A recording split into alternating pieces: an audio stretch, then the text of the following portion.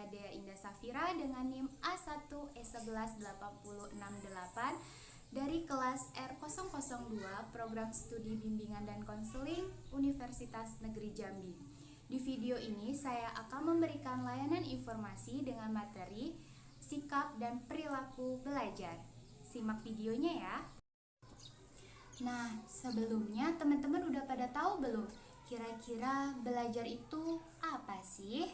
Jadi, belajar adalah suatu proses perubahan di dalam kepribadian manusia dan perubahan tersebut ditampakkan dalam bentuk peningkatan kualitas ataupun kuantitas tingkah laku seperti kecakapan, pengetahuan, sikap, kebiasaan, keterampilan, dan daya pikir. Jadi intinya belajar itu adalah proses di mana kita menunjukkan peningkatan dari yang tidak tahu menjadi tahu dan dari yang tidak baik menjadi baik. Bagaimana teman-teman?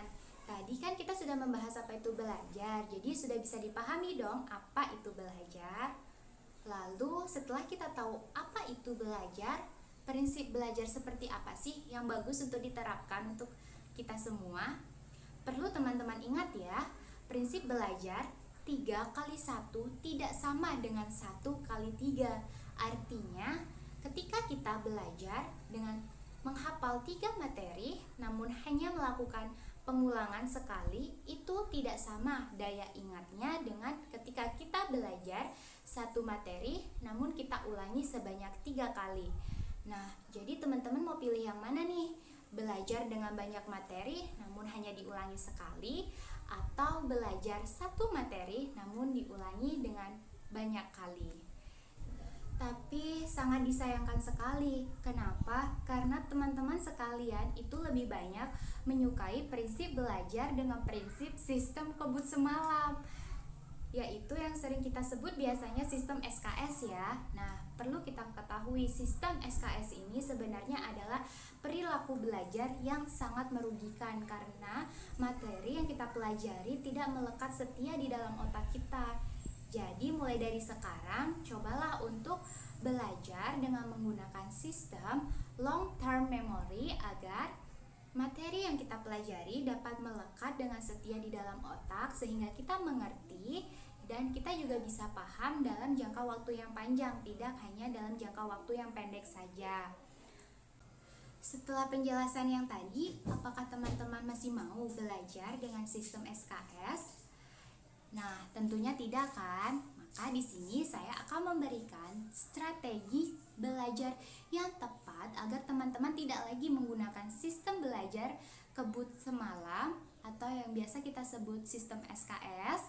Nah, kira-kira apa ya strategi belajar yang tepat itu? Yuk kita bahas. Yang pertama yaitu adalah keadaan jasmani. Tubuh yang sehat adalah faktor penentu belajar itu berhasil atau tidak.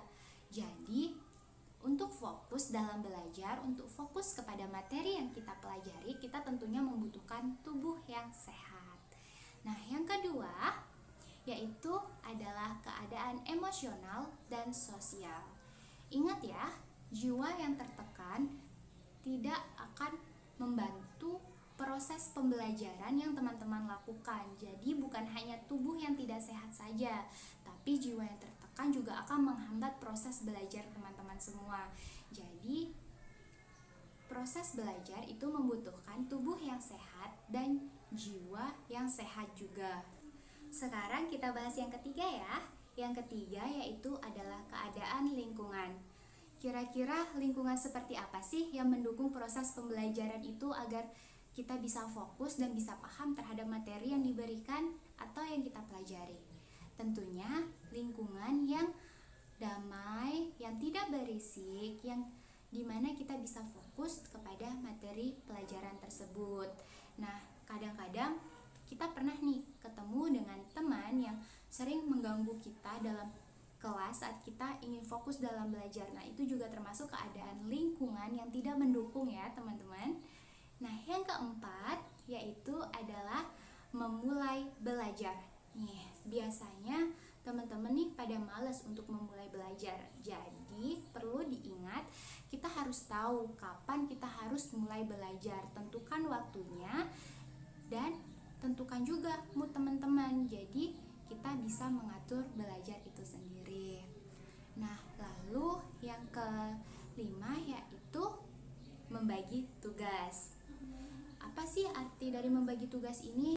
Nah, yang dimaksudkan di sini adalah ketika kita mendapat tugas dari guru, maka kita harus dapat membagi tugas, di mana kita harus mengerjakan tugas mana yang terlebih dahulu yang akan dikumpulkan. Jadi, jangan pernah ya menunda-nunda tugas yang diberikan oleh guru. Lalu, tips yang terakhir atau strategi yang terakhir yaitu adalah menggunakan waktu. Jadi teman-teman juga harus tahu nih, pilih-pilih waktu untuk belajar. Jadi gunakan waktu itu sebaik mungkin dan seefisien mungkin. Kira-kira pada jam berapa teman-teman bisa fokus belajar dan bisa lebih memahami atau mendalami materi yang akan dipelajari. Nah, itu tadi strategi belajar yang tepat. Nah, tidak terasa ya teman-teman, saya sudah banyak sekali berbicara. Kira-kira teman-teman mendengarkan tidak ya? Saya harap kalian semua mendengarkan. Nah, jadi saya akhiri video layanan informasi saya kali ini. Saya akhiri dengan wassalamualaikum warahmatullahi wabarakatuh.